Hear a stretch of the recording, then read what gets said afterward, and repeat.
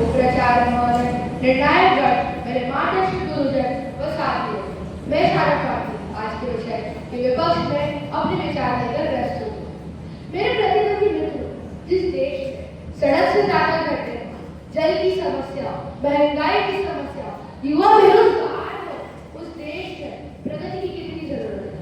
आप सब इससे अच्छे से परिचित है, पर वही यह कह रहे हैं तो बहुत है, पर ऐसा ही नहीं कि हम इनकी अपनी प्रगति और विकास को भूल जाए। जो पैसा अब इन कलाओं में व्यर्थ कर रहे हैं, अगर वही हम शिक्षा में इस्तेमाल करें तो हमारे देश से असाक्षरता व बेरोजगारी खत्म हो सकती है। ये मैं आपको ये बता दूं कि कलाओं के संरक्षण के कारण समाज नए अवसरों को अपना नहीं पा रहा है।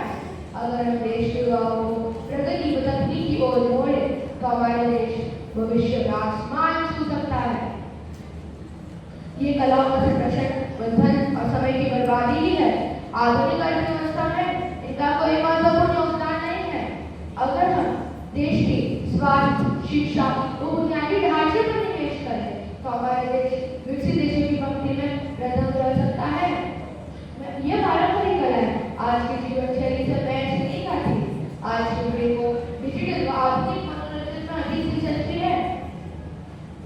साथियों, उचित गति का उपयोग देश की प्रगति में करना अधिक प्रभावी होगा।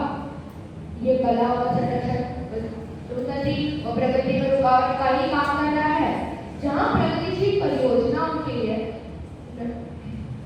पर्याप्त धन, समय और कुशल व्यक्ति की जरूरत है, वह सब हम कला और संरक्षण में खत्म कर रहे हैं। हमारे देश में सिर्फ 72% लोग ही शिक्षित हैं। हमारे पूरे देश की कुल जनता से 2% लोग भी 2,50,00,000 लोग होते हैं। आप सब इस तरह अंदाजा लगा सकते हैं कि हमारे देश में कितने अशिक्षित लोग हैं। मैं विपक्षियों से यह पूछना चाहता हूँ कि अगर हम लोगों का कौशल विकास करें, उन्हें शिक्षित करें, उन्हें योग्य बनाएं, तो हमारा देश विकास तेजी से करेगा या नहीं। अंत में मैं इतना ही कहूँगा, अगर हम देश की युवाओं को प्रगति व तकनीक की ओर मोड़े, इन कलाओं को भूलकर हमारी समस्या और प्रगति पर ध्यान दे तो हमारा देश बहुत विकसित हो सकता है। धन्यवाद। कला विद्यार्थियों को कर्तव्यों का पालन करना सिखाती है। कला सत्य और सौंदर्य का साधन है। कला ही क्रांति का हथियार है। पारंपरिक कलाएं वे होती हैं जो प्राचीन समय से चली आ रही हैं। भारत में भिन्न प्रकार की कलाएं हैं, जैसे लोक नृत्य, लोकगीत, चित्रकारी आदि हैं। इन कलाओं का संरक्षण आवश्यक है, क्योंकि ये कलाएं प्राचीन इतिहास और उस समय के लोगों के जीवन शैली को दर्शाता है। अगर ये भी कलाएं संरक्षित नहीं रहेगी तो आगे आने वाली पीढ़ियां इनके बारे में कैसे जानेंगी, वे इन्हें कैसे संरक्षित करेंगी। मैं अपने विपक्षी साथियों से कहना चाहती हूँ, कला लोगों को आपस में जोड़ती है, जीवन का अनुकरण करती है और जीवन को विरासत से परिचित कराने में मदद करती है।